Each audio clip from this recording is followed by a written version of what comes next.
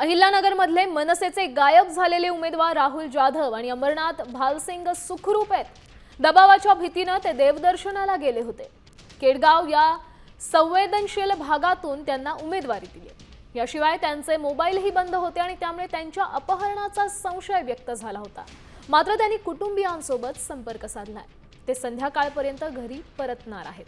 त्यामुळे राजकीय चर्चांना आता पूर्णविराम मिळालाय।